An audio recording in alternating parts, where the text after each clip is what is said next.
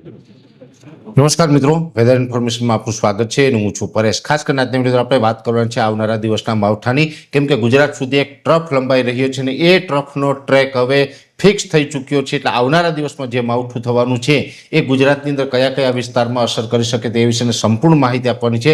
સૌ પ્રથમ તો આપને એ જણાવી દો કે આજે 23 માર્ચ છે. 23 માર્ચ એટલે શહીદ દિવસ. આજે ભગતસિંહ, સુખદેવ અને રાજ્યગુરુ જેવા ક્રાંતિકારીઓને જે આજે ફાંસીની સજા થઈ, એટલે આજે શહીદ દિવસ છે. શહીદ દિવસ નિમિત્તે તમામ ક્રાંતિવીરોના ચરણોમાં કોટી કોટી વંદન. સાથે આજે 23 માર્ચ છે એટલે આજે વિશ્વ હવામાન દિવસ છે. આપણે જેના ઉપર રોજે રોજ ચર્ચા કરીએ છીએ, હવામાનની વાતો કરીએ છીએ, એનો આજે દિવસ છે. દરેક વસ્તુનો એક દિવસ નક્કી કરેલો હોય છે. એવી રીતે આજે વિશ્વ હવામાન દિવસ છે. એટલે વિશ્વ હવામાન દિવસની પણ તમામ મિત્રોને ખૂબ ખૂબ શુભકામનાઓ. હવે સાથે વાત કરવાની છે કે એક માવઠું આપણે 19-20 માર્ચ આસપાસ થયું હતું, બીજું માવઠું 28 થી 30 માર્ચ વચ્ચે થવાનું છે, જેની આપણે ઘણા સમયથી માહિતી આપી રહ્યા છીએ.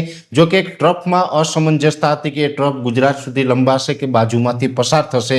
આજે જે અમારું ફાઇનલ જે પ્રિડિક્શન છે એ મુજબ જોવા જઈએ તો ટ્રફ જે ગુજરાત સુધી લંબાવવાનો છે એનો જે ટ્રેક છે એ ફિક્સ થઈ ચૂક્યો છે. એટલે હવે એ ગુજરાત સુધી લંબાશે અને ગુજરાતમાં ફરીથી 28 થી 30 તારીખમાં એક માવઠાના વરસાદ પણ ફરીથી આપણે જોવા મળશે. જો કે એ માવઠું છે એ વિસ્તાર વાત કરવા જઈએ તો લગભગ આમ તો છૂટું છવાયું હશે, છતાં પણ જે આની અસર છે એ સૌથી વધારે અસર છે ત્રણેય રિજનમાં થવાની છે, જેમાં સૌરાષ્ટ્ર, કચ્છ અને ઉત્તર ગુજરાતના ભાગનો સમાવેશ થાય છે. મધ્ય ગુજરાતના પણ કોઈ કોઈ ભાગોની અંદર આની અસર કરશે. એટલે સૌરાષ્ટ્રના તમામ જિલ્લાની અંદર છૂટાછવાયા વરસાદ થશે.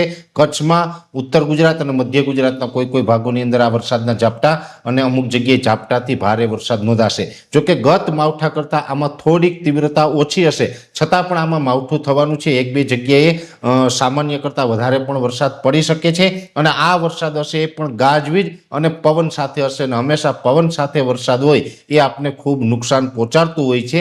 ગત માવઠામાં પણ પવન સાથે વરસાદ હતો એટલે ઘણું બધું નુકસાન થયું. આ માવઠામાં પણ પવન સાથે વરસાદ પડે તેવી પૂરી શક્યતાઓ છે. એટલે મોટાભાગના વિસ્તારોની અંદર થંડરસ્ટોર્મ એક્ટિવિટી થવાની છે, જેની દરેક મિત્રોએ નોંધ લેવાની છે. બીજું કે આમ જોવા જઈએ તો હવે આવનારી 28 થી 30 તારીખ વચ્ચે જે શિયાળુ પાક છે એમાં લગભગ કોઈ પાક બાકી નહીં હોય. બધા જ પાક છે એ સચવાઈ જશે, પણ ઉનાળુ પાક વાવેલો હોય એને નુકસાન કરશે. સાથે બાગાયતી પાક હશે જેની અંદર ચીકુ, દાડમ, જામફળ, લીંબુ હોય, આંબાના બગીચા હોય અને અન્ય જે છે એ તમામ બગીચા, એટલે કે બાગાયતી પાકને મોટું નુકસાન થશે. સાથે સાથે શાકભાજીના પાકને પણ નુકસાન થઈ શકે છે. એટલે આ પ્રકારનું માવઠું આવવાનું છે.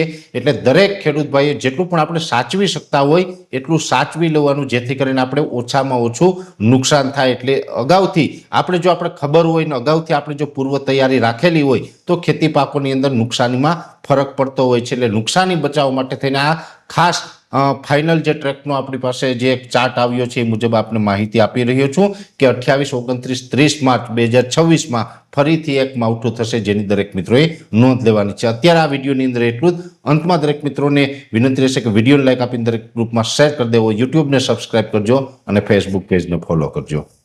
નમસ્કાર.